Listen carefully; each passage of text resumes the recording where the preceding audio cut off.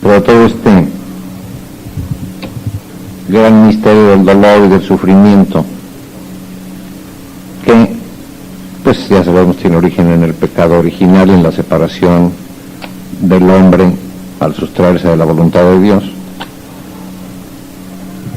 Dentro de este misterio, en Luisa, para continuar como veníamos en la mañana, se puede distinguir otras dos fases o aspectos de este misterio del dolor y del sufrimiento. En aquellos tiempos primeros, digamos, ustedes notarán o habrán leído en los primeros volúmenes cómo en varias ocasiones nuestro Señor le hace beber espiritualmente sus amarguras, y derrama las amarguras de Jesús en Luisa, y Luisa sufre muchísimo con esto al punto de muchas veces no soportarlo. Entonces es un licor amargo que Jesús contiene y que derrama en diversas ocasiones en Luisa. Esto, para quien no está muy habituado a las cosas espirituales, le parece muy extraño, pero forma parte de todo este misterio y de la participación de Luisa en el misterio del dolor, del sufrimiento y lo que es todavía un poco más arriba, de la justicia de Dios.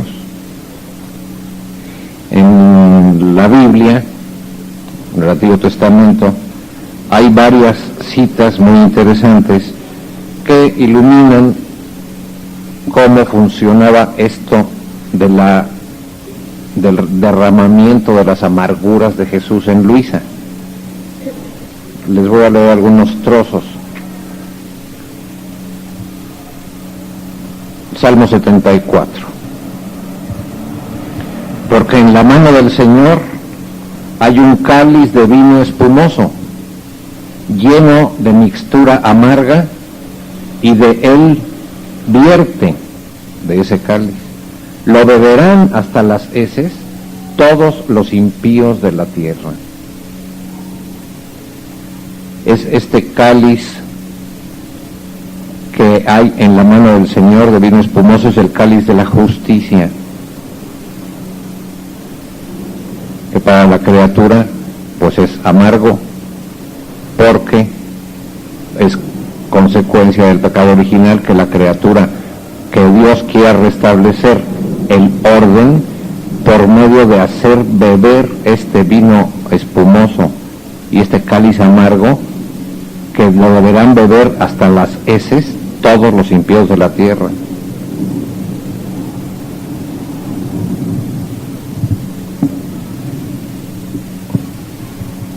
Y las almas víctimas sobre todo, que se ofrecen a participar como víctimas de la justicia, beben de este cáliz y toman el lugar de los impíos, para que estos les llegue mitigada la justicia. Es una parte muy importante. No sé si con esto quede claro o agrego más. ¿Sí? En Jeremías 25, por ejemplo, pues así me dice Yahvé, dice Jeremías, el Dios de Israel: toma de mi mano este cáliz del vino de mi ira, y dale de beber a todas las naciones a quienes yo te envío. Beberán y tambaleando enloquecerán a causa de la espada que yo enviaré entre ellas. Tomé pues el cáliz de la mano de Yahvé y le di a beber a todas las naciones, a las cuales Yahvé me había enviado. Les dirás, así dice Yahvé de los ejércitos, el Dios de Israel: bebed, emborrachaos y vomitad, y caed para no levantaros más ante la espada que yo enviaré entre vosotros. y si se negaren a tomar el cáliz de tu mano para beberlo, les dirás, así dice Yahvé de los ejércitos, lo beberéis sin remedio.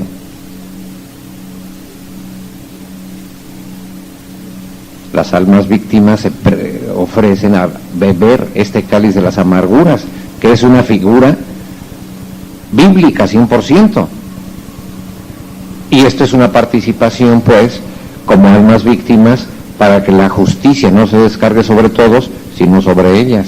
Y este fue el principal oficio de la víctima con mayúscula, Jesús: equilibrar la justicia con la misericordia para otorgar el perdón y dejar toda esa parte de la justicia satisfecha ante los ojos de su Padre. Y ahora las almas víctimas se asocian a esto. Esto es, más adelante se va a ver cómo es la participación de Luisa en la pasión interna de nuestro Señor. Hay que recordar que en nuestro Señor se pueden descubrir 3 pasiones que forman una sola: la pasión de nuestro Señor. Aunque si bien nosotros cuando hablamos de la pasión nos referimos a la pasión corporal, a la que estamos más acostumbrados a meditar en ella y la tenemos más a nuestro alcance, al alcance de nuestro entendimiento, que es la pasión corporal que los judíos le hicieron sufrir el último de los días. Esta pasión corporal, que duró 24 horas, difícilmente nosotros nos consideramos como participantes verdugos en ella. Parece que esto sucedió hace 2000 años y yo pues en realidad ni detuve el martillo ni nada. Parece que esa pasión yo tengo poco que ver. Esa es la pasión corporal exterior, que duró 24 horas y le dieron los judíos. Hay una pasión interior de nuestro Señor que le dimos todos los hombres, que son las ingratitudes, las injusticias y nuestros pecados en general, que formaron el cáliz amargo de la ira de Dios, y que en él era una pasión interior, siempre dada por nosotros, las criaturas. Hay una tercera pasión en el interior también, pero no era ya la que le dábamos las criaturas a él, sino la pasión que su divinidad le daba a su humanidad por culpa de nosotros. En esta segunda y tercera pasión todos intervenimos, y claro, por lo tanto intervenimos también en la que se llevó a cabo en su exterior. Pero nosotros en la pasión interior de nuestro Señor es donde hemos concurrido como verdaderos verdugos, tal vez más que los mismos judíos aquellos que solo pudieron llegar a hacerlo sufrir corporalmente, pero no podían penetrar a su interior a hacerlo sufrir.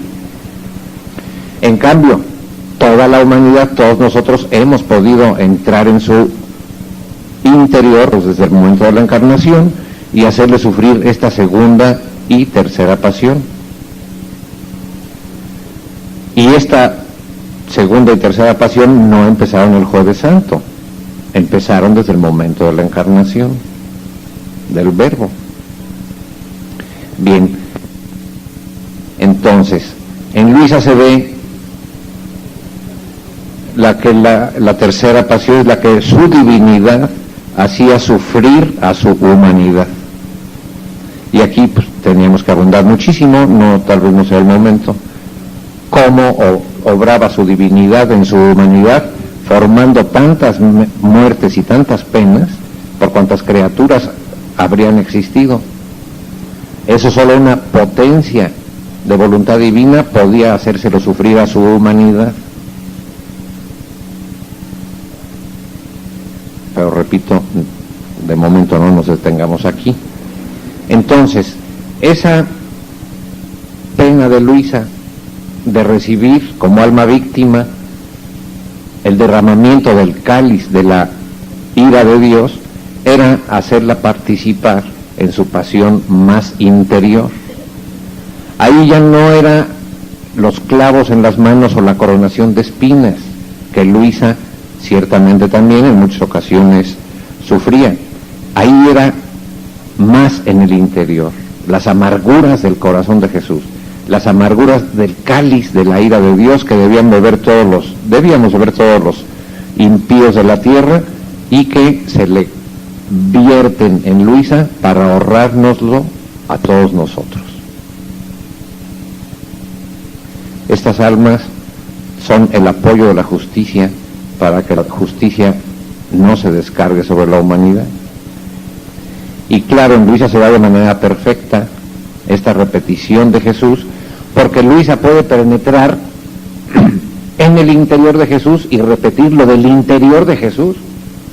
No nada más como tantos santos que ha habido que han participado en la pasión de nuestro Señor a nivel más corporal, y por eso han tenido los estigmas en las manos, las marcas de la pasión en el cuerpo, pero no habían penetrado, como Luisa penetra, a esta segunda pasión del cáliz de las amarguras que nuestro Señor derrama, y después veremos el cáliz de la pasión que su humanidad dio, que su divinidad dio a la humanidad de Jesús, y que también Luisa es invitada a participar en ella.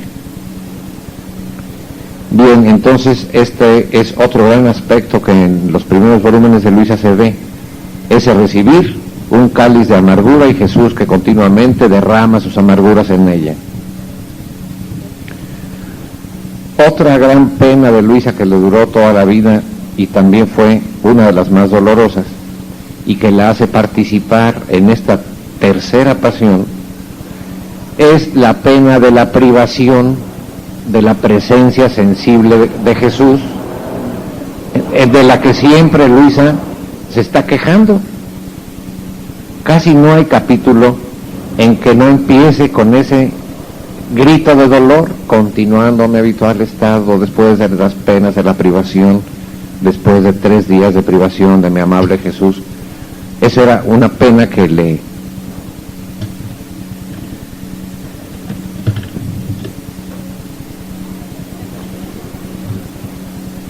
esta era una pena que le calaba hasta adentro. Aquí no había dolores corporales, aquí había el dolor interior de la privación de Jesús, de la presencia sensible de Jesús. También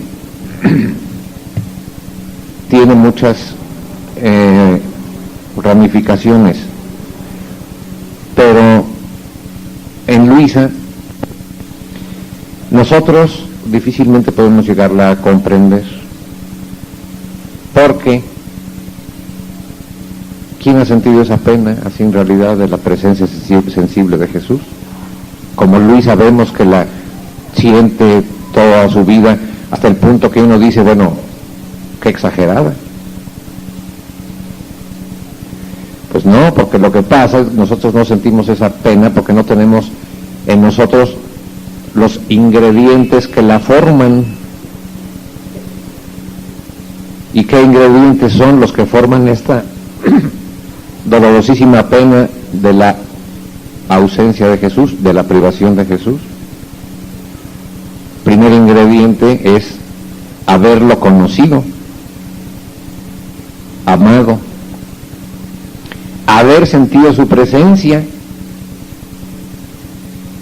y luego sobre esto que Jesús se sustraiga y nos deje ese vacío que ya puede formar, porque ya lo amamos y ya lo conocimos y ya sentimos su presencia. Si no hay estos 3 ingredientes, nadie va a sentir la pena de la privación de Jesús. Nos sentiremos sufrientes y nos vemos privados de cualquier cosa, de la tierra, de algún ser querido, pero de Jesús difícilmente. Es fácil entender un poco a nivel humano esta pena de la privación de la persona, sobre todo cuando se ha amado a un hijo, por ejemplo, y muere el hijo. Se siente esa pena de la privación, ese vacío de la presencia de la persona querida, de la persona amada. Y cuán fuerte es muchas veces en algunas mamás que han tenido esa desgracia de perder hijos más o menos jóvenes, y es una pena que las destroza, que las oprime, y es una pena del interior, es la pena de la privación de la persona amada. En Luisa no se trataba de un hijo del cual extrañaba su presencia, sino de Jesús, al que ya conocía, al que ya había disfrutado de su presencia, y Jesús, sustrayéndose, le hacía sufrir esta pena terribilísima para ella de la ausencia de Jesús. Y esta pena nuestro Señor se la hacía sufrir con diversos efectos. El principal era para hacer ese vacío en Luisa, para después, a medida que vendría pasando el tiempo, irlo llenando con los conocimientos de su voluntad divina que suplían su presencia sensible. Y Luisa quedaba ya no con la presencia sensible de la persona de Jesús, sino con la presencia vivificante de todos los conocimientos acerca del vivir en la divina voluntad. Esta pena, repito, es la que asemeja a Luisa en la tercera pasión de nuestro Señor, la que le dio su divinidad, su humanidad. Nuestro Señor también estuvo en este punto de la pena, de la privación, de sensible de su Padre Celestial, cuando en la cruz dijo: Dios mío, ¿por qué me has desamparado? En ese momento sintió la pena, el alejamiento de su divinidad. Si bien era inseparable de su divinidad, pero en ese momento, como tenía que absorber las privaciones de Dios que nos hemos dado las criaturas, teniéndolas Él que absorber antes, en ese momento las absorbe todas, aún las penas que sufrirán los condenados toda la eternidad, y en ese momento siente la privación de su divinidad, y es el dolor más fuerte que sintió Jesús. Los otros, de alguna manera, con su divinidad en Él, eran más soportables que el sentir el alejamiento de su divinidad, que el sentir lo alejado que estamos nosotros de Dios y no sentimos la pena de la privación. Entonces, todo este aspecto de la privación de la presencia de nuestra Señora Luisa asemeja a Luisa a esta tercera pasión mucho más interior y mucho más importante en Jesús, y es lo que le da a Luisa ya una semejanza en todo este aspecto de la pasión de nuestro Señor muy perfecta, a la que ningún otro santo había llegado. Estas pues serían esas dos penas, la de las amarguras y de la privación de la presencia sensible de Jesús, que en Luisa se hace muy doloroso. Nosotros, aprendiendo de esto, aprenderemos también a vivir, a descubrir, a empezar a sentir la pena de la privación de la presencia de Jesús. Al desearlo y no tenerlo, formamos nosotros mismos esa pena. Si no lo deseamos, como decía hace rato, ni lo tenemos, pues ¿cuál pena? ¿Cuál semejanza? Nada, pues, ¿no? Pero si nosotros excitamos en nosotros el deseo de verlo, el deseo de sentir su presencia y no sentirla, nosotros podemos vivir esto con la intención de asemejarnos en todo este plano a la pena de Luisa y a la pena de Jesús en la cruz, de Dios mío, ¿por qué me has abandonado? Como una pena que nos asemeja a Jesús.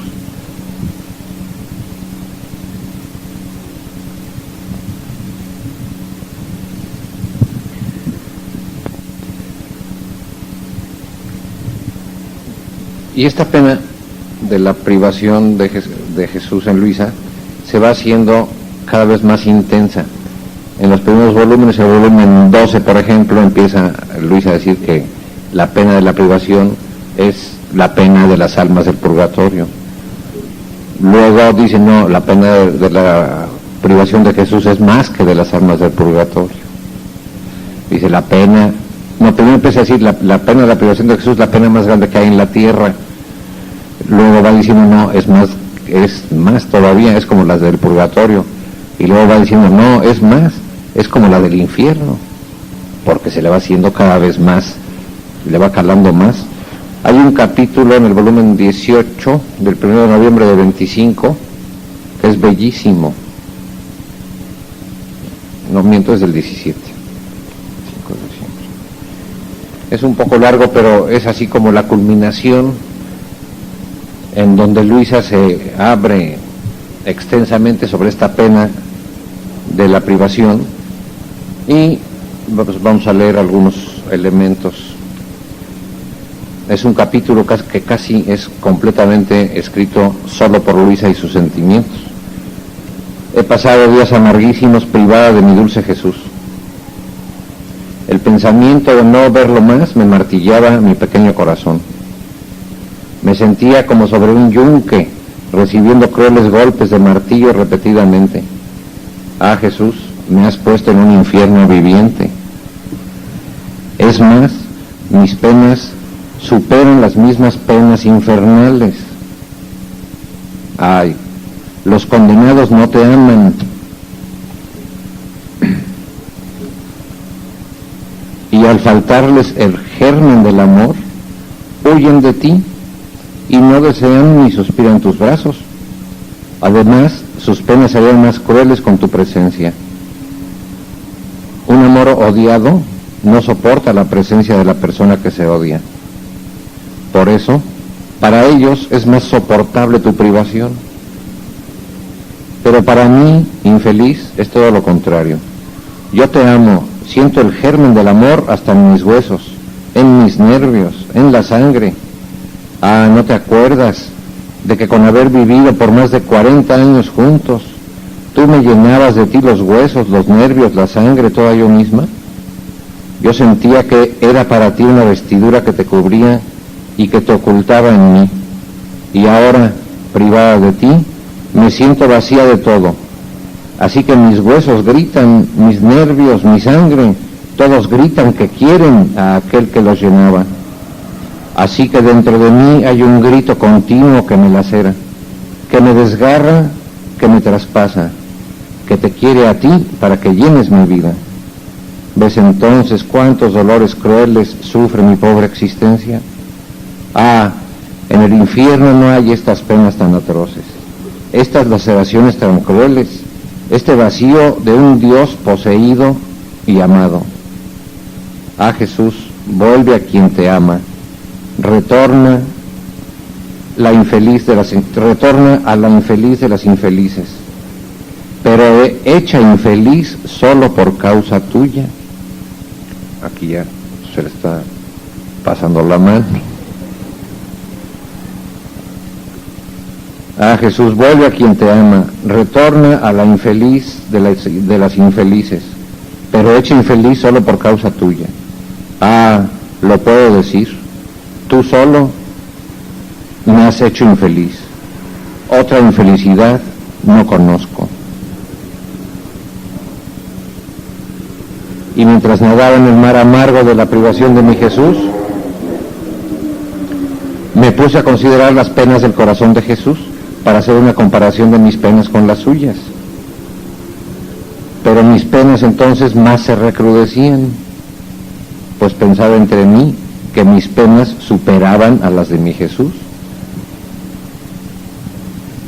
Porque las penas del corazón de Jesús, por cuán grandes, eran penas que le daban las criaturas. Y si bien estas criaturas ingratas lo ofenden y huyen de él, son siempre criaturas finitas, no el ser infinito. En cambio, para mí son penas que me da un Dios, no una criatura que me rehuya, sino que es un Dios, el ser infinito. Ya ven como aquí son penas que le daba a un Dios, no las criaturas. Es la tercera pasión de Jesús, la pena que le daba su divinidad a su humanidad. Jesús no tiene ningún otro Dios que lo pueda dejar, ni puede tenerlo.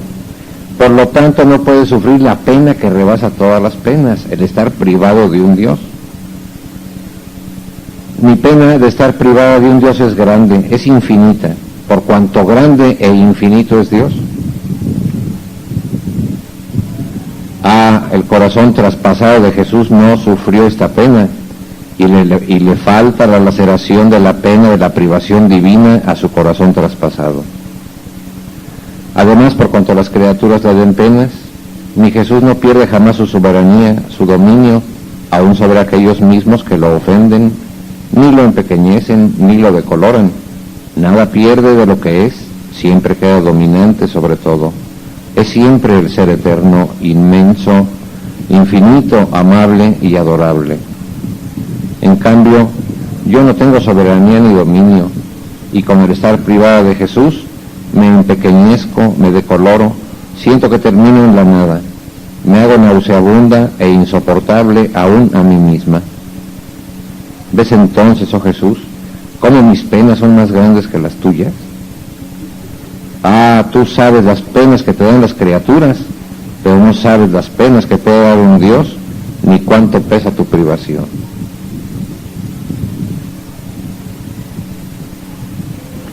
Luego nuestro Señor le contesta: pobre hija mía, ¿a qué te has reducido? ¿Tienes razón? La pena de la privación de un Dios es la más grande, y como es muy grande, se necesitaba toda la fuerza de mi voluntad para sostenerte en esta pena.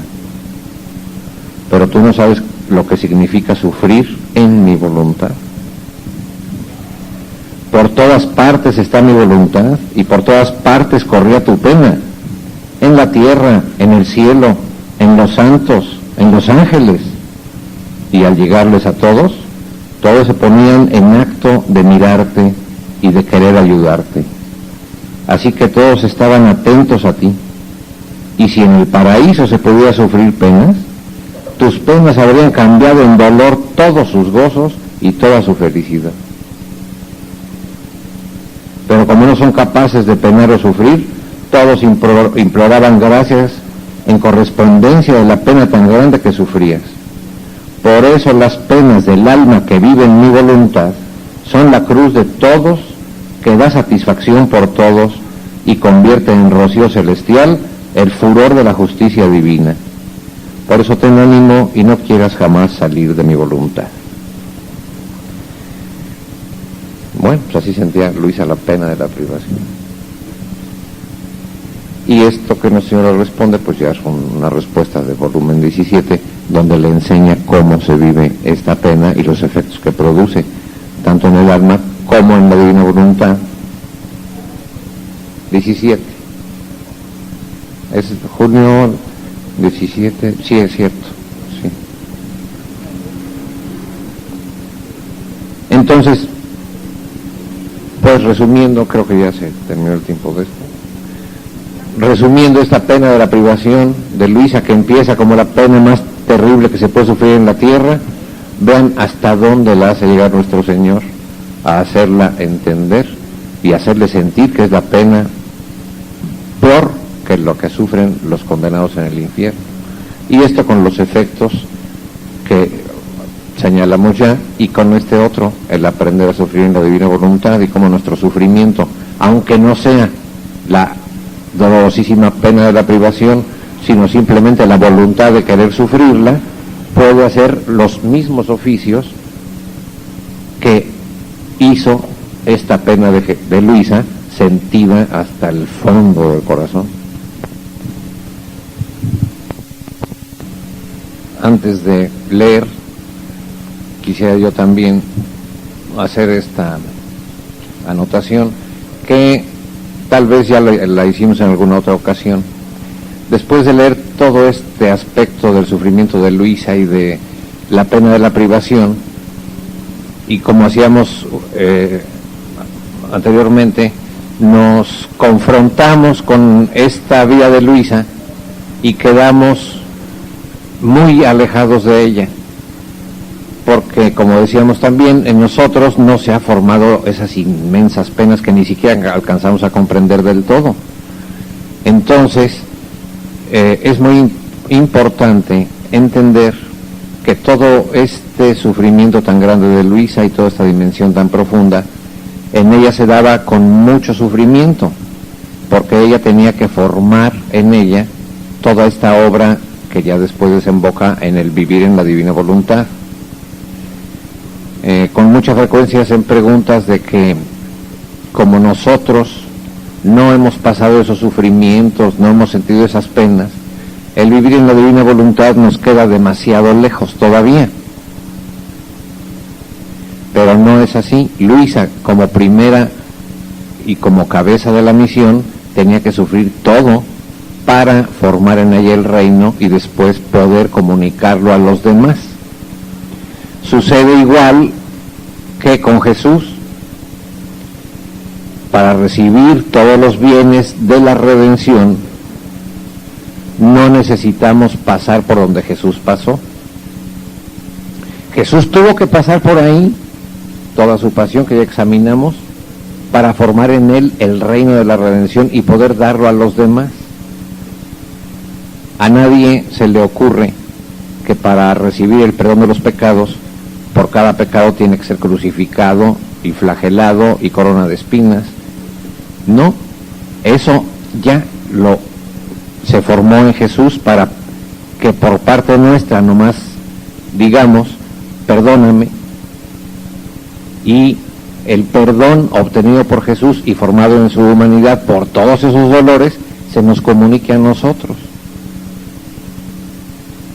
Lo mismo va a resultar con Luisa. No es forzoso que pasemos por donde Luisa pasó, porque ella tuvo que pasar por ahí, repito, para formar en ella el reino y comunicarlo a quien lo quiera. Claro, cada quien tendrá su dosis de dolor o de penas según Dios disponga para cada uno, pero la cantidad de penas que debamos sufrir no va en relación a si vivimos o no vivimos en la divina voluntad. Hay quien Dios le da menos penas, hay otros a que les da más penas, cada quien según el designio específico de Dios para cada uno de nosotros.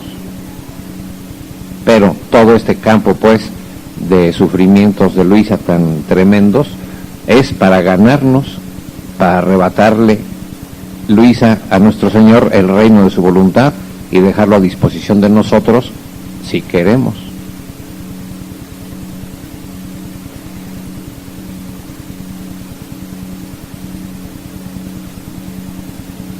Entonces, aquí en el año de 1921, 2 de marzo, a finales de volumen 12, nuestro Señor, ya después de todo este vivir como víctima, le cambia el oficio.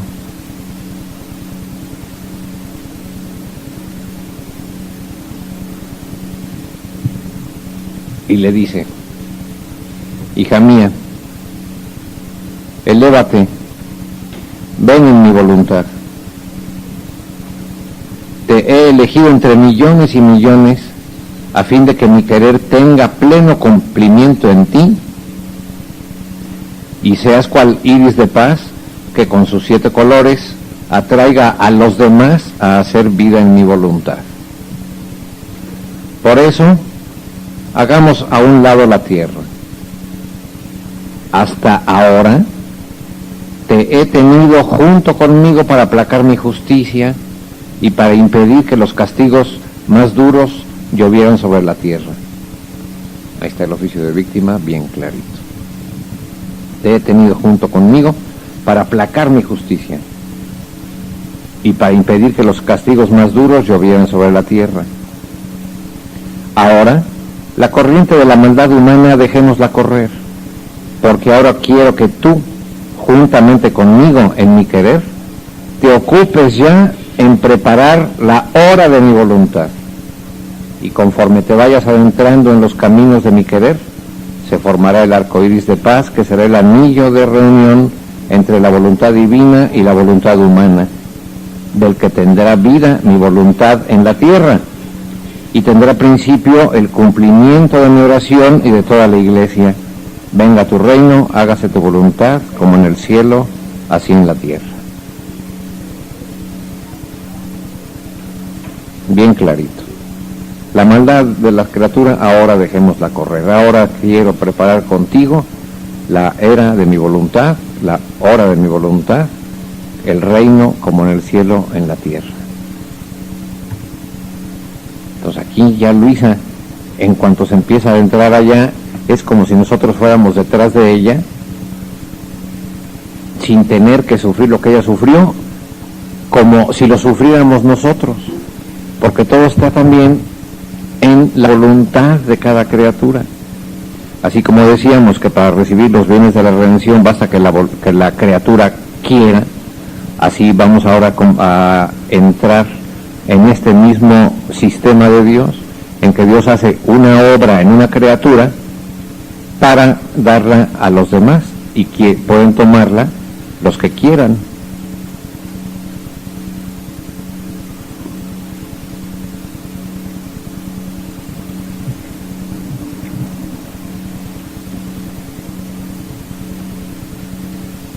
Unos días más tarde,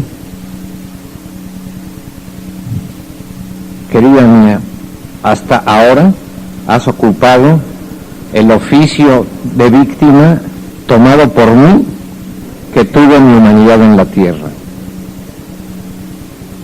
Ahora quiero cambiarte el oficio, dándote otro mucho más noble, más vasto. Quiero darte el oficio que tuvo mi voluntad divina en mi humanidad. Fíjate cómo es mucho más alto y mucho más sublime. Mi humanidad tuvo un principio. La humanidad de Jesús es una criatura. Tuvo un principio. Hubo un tiempo en que no existía y hubo un momento en que empezó a existir. Fíjate cómo es mucho más alto. Mi humanidad tuvo un principio. La humanidad de Jesús es una criatura.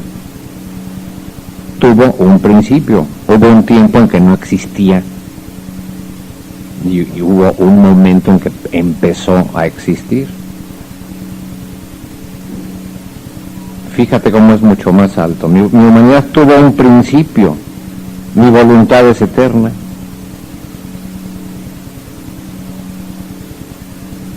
Mi humanidad es circunscrita y limitada, como la humanidad de nosotros. Mi voluntad no tiene confines ni límites. Es inmensa. Oficio más noble, elevado y distinguido no podría darte. Entonces aquí en este punto, en estos días de este final, desde el volumen 12, nuestro Señor ya le empieza a abrir todo este panorama del vivir en la divina voluntad, donde todas las cosas tendrán un valor nuevo, un valor divino, porque al conocerlas, Luisa ya puede poner en sus intenciones todo, y nosotros, a medida que vamos tomando posesión de esos conocimientos y enriqueciendo nuestros actos y nuestras intenciones con ellos, así se nos va haciendo el panorama más amplio y vamos profundizando cada vez más en la divina voluntad. Y en esto todos estarán de acuerdo, que a medida que más han leído, más conmovidos se sienten, más motivados, con un horizonte interior en la divina voluntad mucho más grande, que es lo que nos va permitiendo crecer más y ir tomando posesión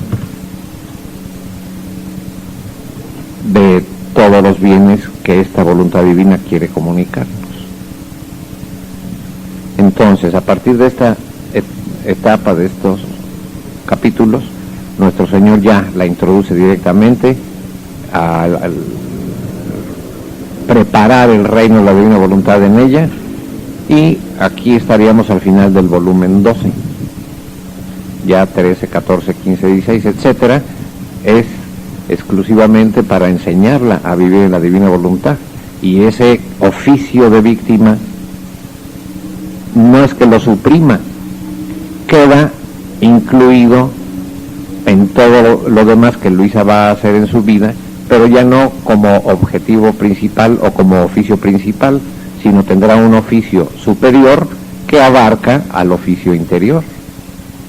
Como vimos en el capítulo del volumen 18, con esa pena de Luisa, está haciendo de víctima, pero ya tiene una dimensión inmensa en la divina voluntad para formar el reino en ella, no solo para aplacar la justicia. Y hay diferencia entre esto.